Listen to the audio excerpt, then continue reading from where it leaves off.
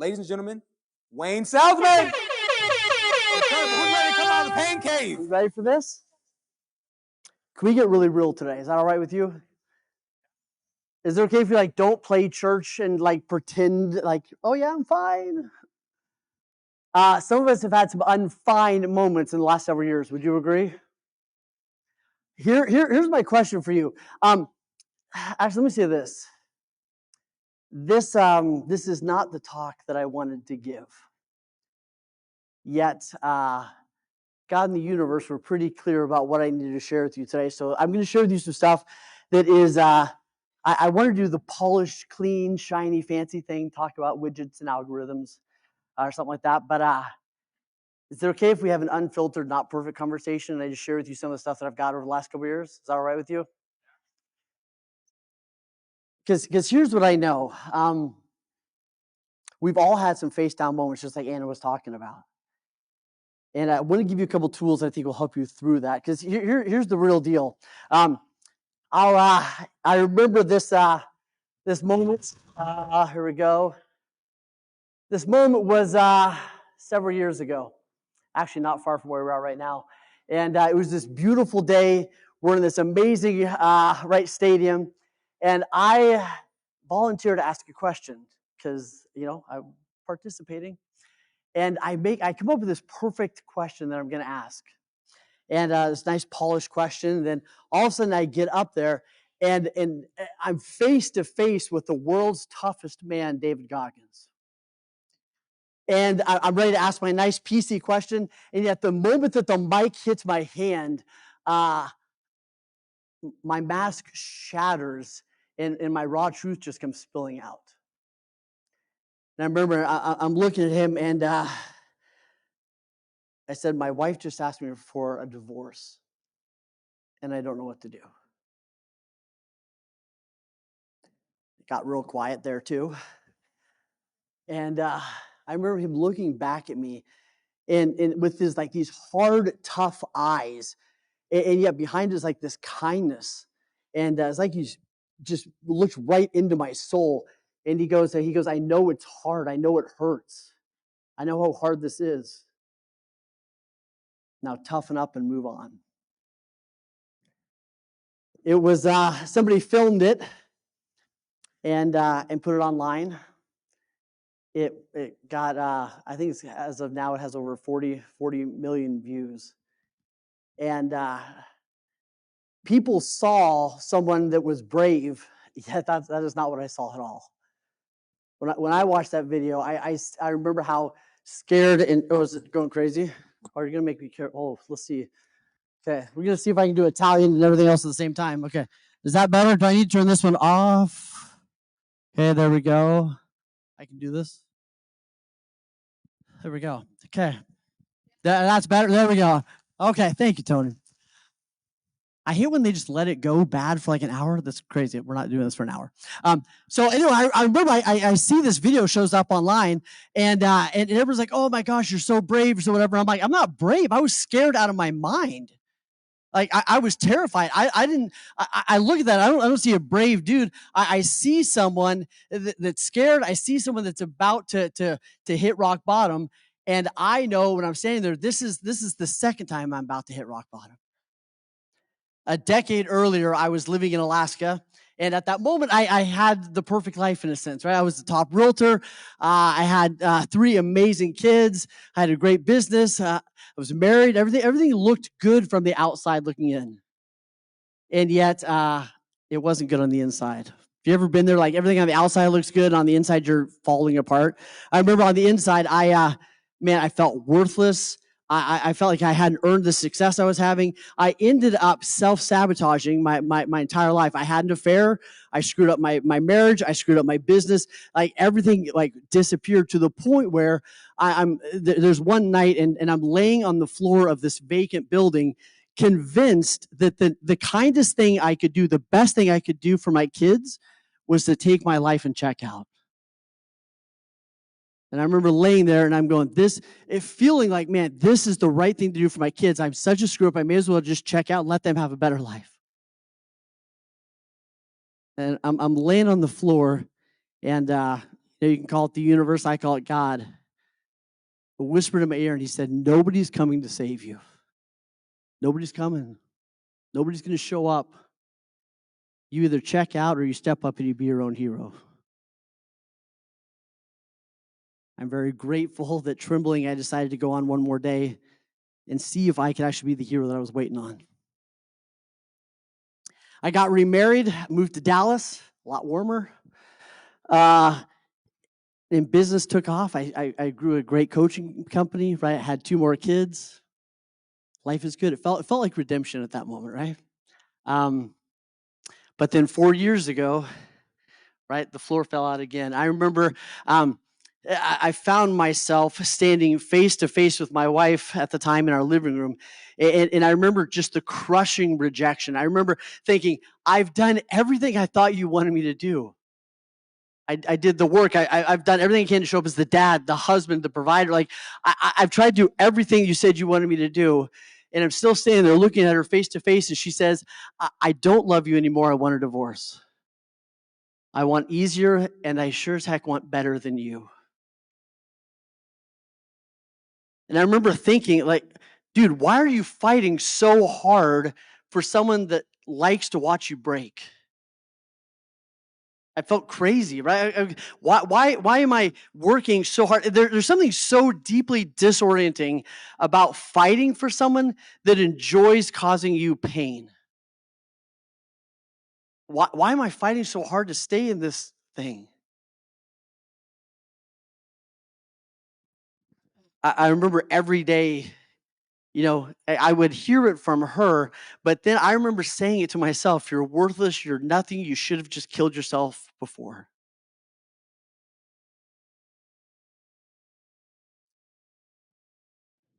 The divorce, as some of you know, leads to financial fun times, right?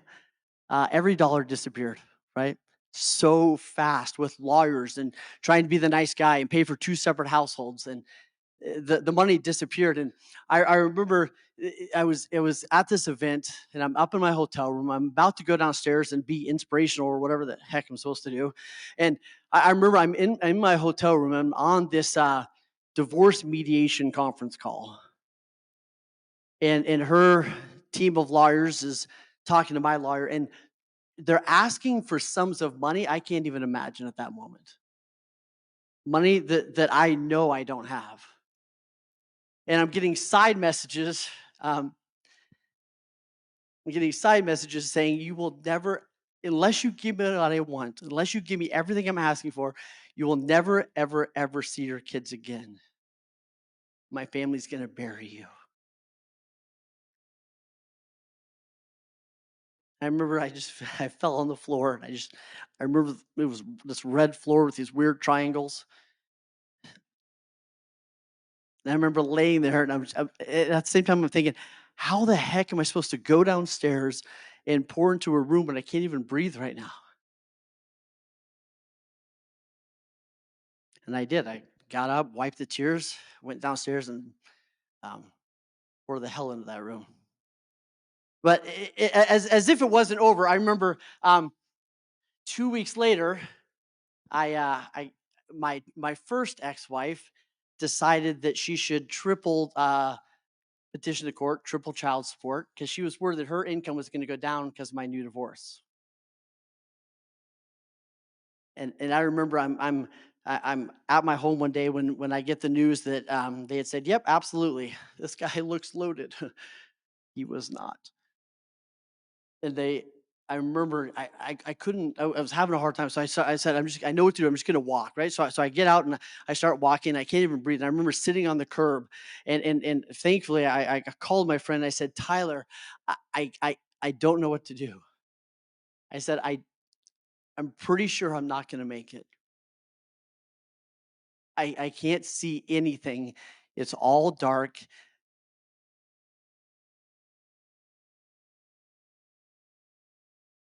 And he said, I know you. You got this.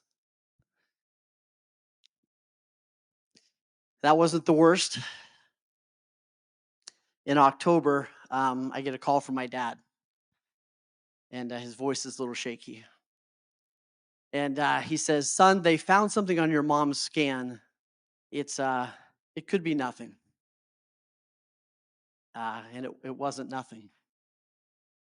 About a month later, I'm landing in the Toronto, Canada airport to get a rental car and drive a couple hours north to see my mom and dad and brother. And I get in my rental car and my phone rings and it's my brother. And he said, we just left the appointment. He said, it's the worst that we imagined. It's stage 4 and she's got 2 months tops. I'm so grateful that God decided to give us 15 beautiful months, right? 15 months of doing puzzles at night while trying not to mess them up with our tears. 15 months of midnight prayers and conversations and watching this amazing woman battle this with such grace and love and faith. It was the most beautiful, brutal experience I've ever been part of.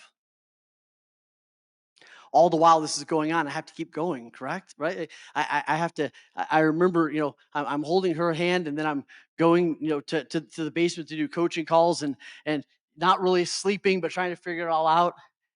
And man, I remember getting on coaching calls and not even knowing how I'm going to do it at that moment. Nothing, as so many of you know that you've gone through this, nothing prepares you for the end, does it?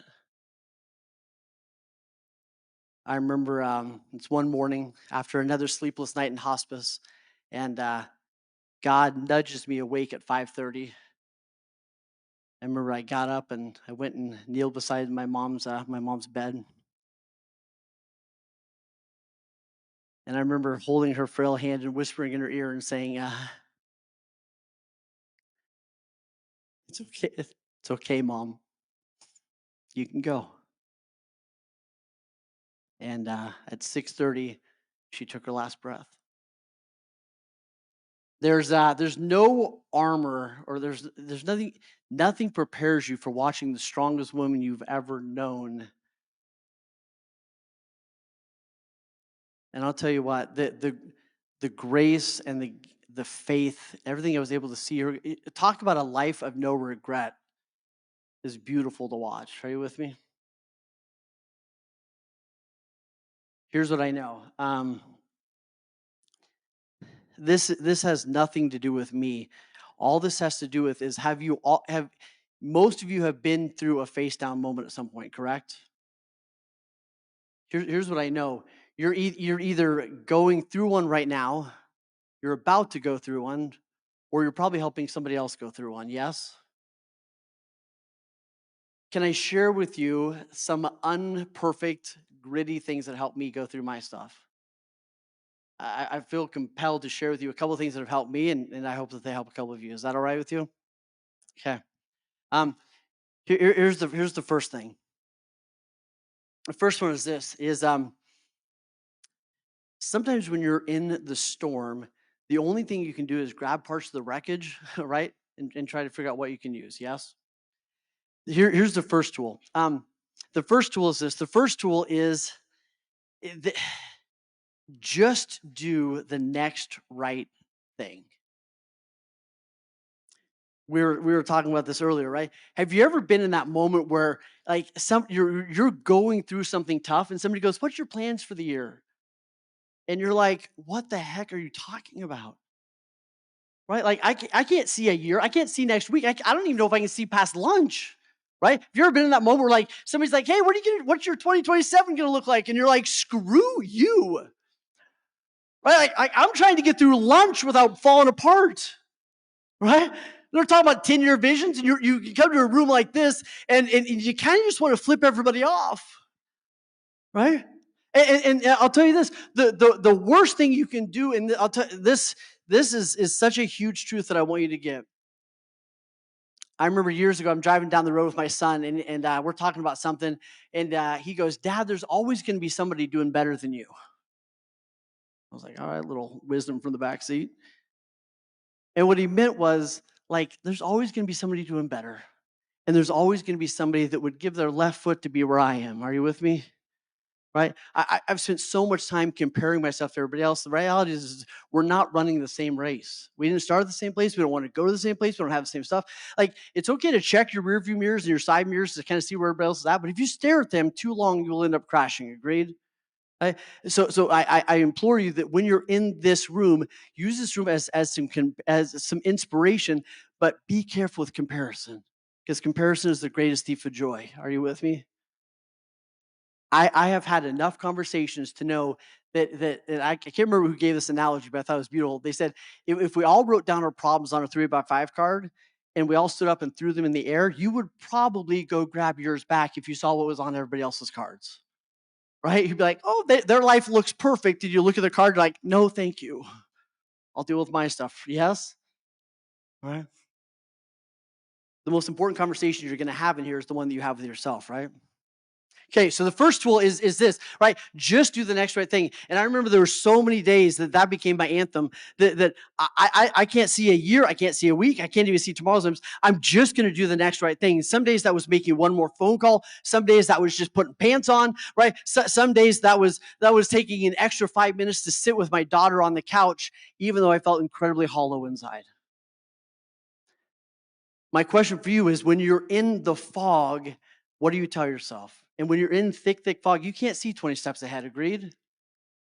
My challenge to you is just do the next right thing. Just do one more step, and then you can see one more, and then one more step. And you can see you're not going to see the whole picture, and that's okay for that season. Okay. Here's the second thing. If I can press the right buttons. Uh, Ironically, my friends talked to me about this the other night. I wrote after my first face down moment. I literally wrote the book, The Art of Getting Back Up. When I was going through my terrible time in the last several years, one of my friends mailed me my book with with a note that said, "I think you should read this." He was so right. I remember the irony of me crying and getting emotional and getting mad and happy and everything at the same time, reading my own book, which was incredibly weird, right? But thank God I had no idea that I needed to write that book way before I needed it. Are you with me? Here's the second tool. The second tool is this, right? The second tool is have to versus get to. I remember one day I'm picking up my son, and it's I think it's a Tuesday afternoon. I see him barrel out of the school, and he jumps in the back seat, and he goes, "Hey, Dad, why are you picking me up today? Usually, Mom picks me up today." And I go, "Oh, man, I had to move some things around in my schedule. Mom got busy, so I had to make some adjustments, and I had to come get you." And I remember looking in the rearview mirror, and I see his shoulders slump, and he looks outside the window, looks out the window, and he goes, "I'm sorry, Dad." And I remember thinking, how many people do I know that would give anything to get to go pick up their son from school? I know some of my clients going through IVF right now, rounded, right? They would give anything to have to go pick their son up from school this afternoon. And I'm sitting here complaining about it. As I thought about that, it began to change everything for me, right? All these different moments thinking about, what am I saying in my life that is a have to, that really it's a get to. I remember thinking, like, I don't have to go on this appointment. I get to go on this appointment and help my clients change their life, right? I don't have to make this next call. I can have a call with somebody and help them radically, right, navigate their tough life so they can have the life that they want to have. I get to do my dream job every single day.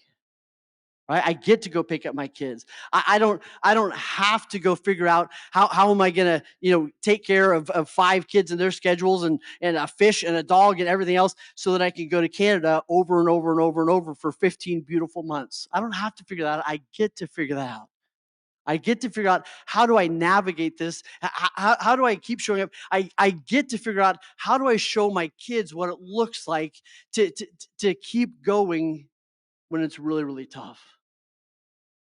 I don't have to make a call. I get to. I don't have to figure out my schedule. I get to. What in your life are you saying I have to when really it's a get to?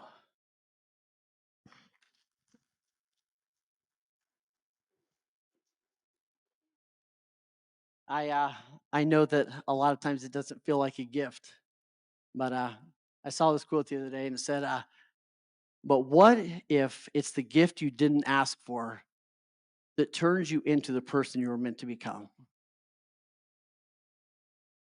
Saw another quote that said, what if God wrecks your plans so you don't end up wrecking your whole entire life? Right? I was like, he must have something planned. Or my plans were terrible. I don't know what's going on because he keeps wrecking everything. No, anyway, so let's talk. Right? But so beautiful, yes? And here's what I want to say. This doesn't mean it's easy. Are you with me? Like, this is not rainbows and butterflies. This is tears on the floor. How the hell do I keep going kind of stuff, yes? But if I can switch from have to get to, I can see the purpose in the pain, yes? Let me give you the third one. The third one is this. This is the one that is the most sacred to me, right? Laying on that floor in Alaska, getting ready to take my own life, thinking, right, I either check out or be my own hero. And here's the reality, right? I believe each of us is called to be our own hero. It's kind of like putting your mask on the plane. You got to put your mask on first. And if you put your mask on, you can help somebody else put theirs on, yes? Right? I had no idea that face down moment was actually going to be the thing that led to Hero Nation coaching. I didn't know my whole Hero Nation coaching, my whole business, my whole life. I didn't know that that's where it was born, but it was, right? And God put me on a mission to help create heroes.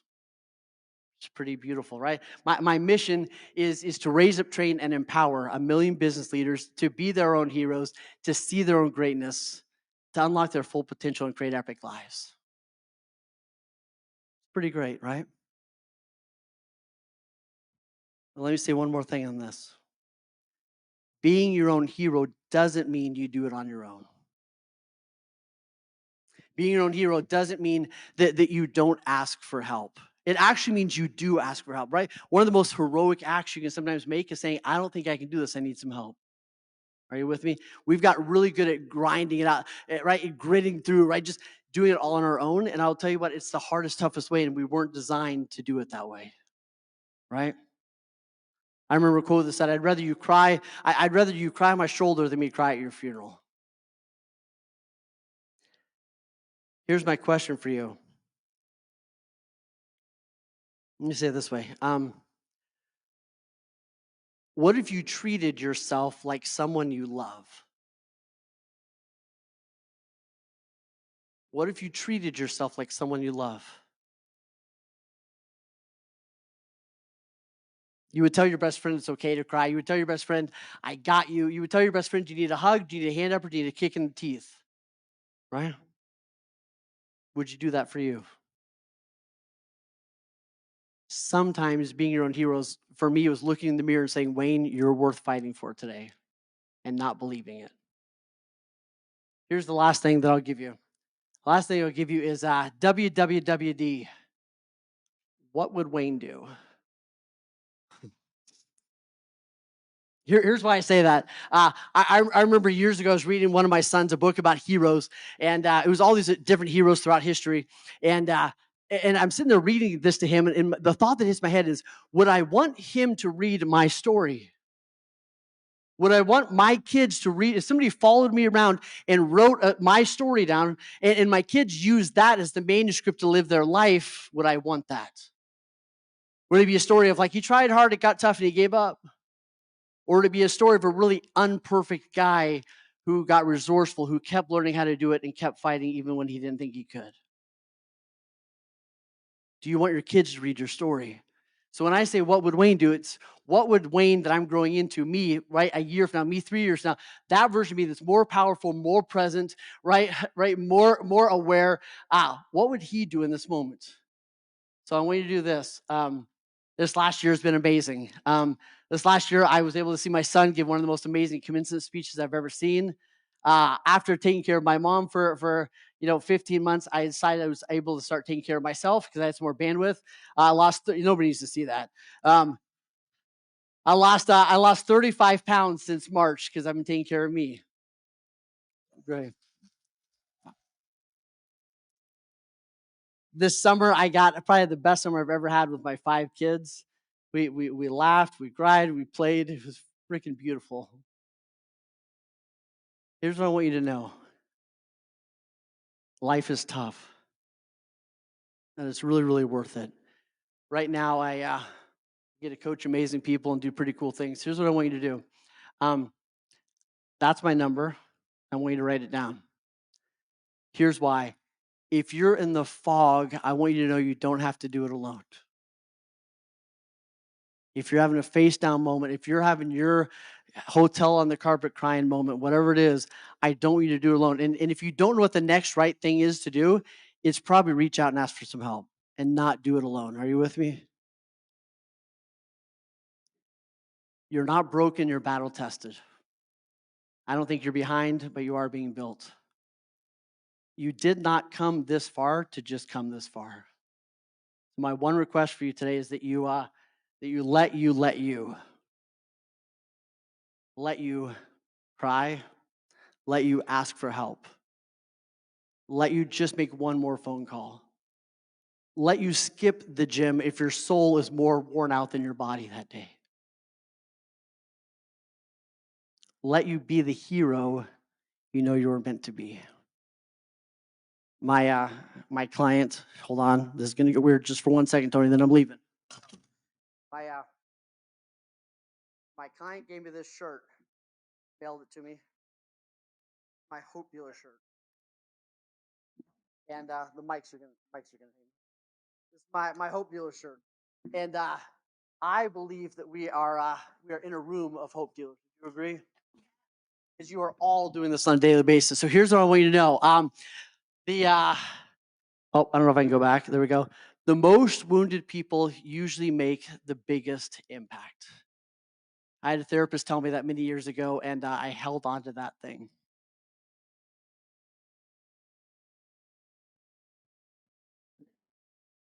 And the ones that don't quit, they're the ones that change the world, right? Here's our creed. I'll become my own hero because my soul demands it, my family deserves it, and the world is starved for it. So if you would you stand and read this with me as a declaration, and let's rise up and kick some butt. So stand up. Let's do this together if you can. Here we go. 1, 2, 3. I will become my own hero because my soul demands it, my family deserves it, and the world is starved for it. You're hella awesome. Love you. Wayne Selman. One more time for Wayne.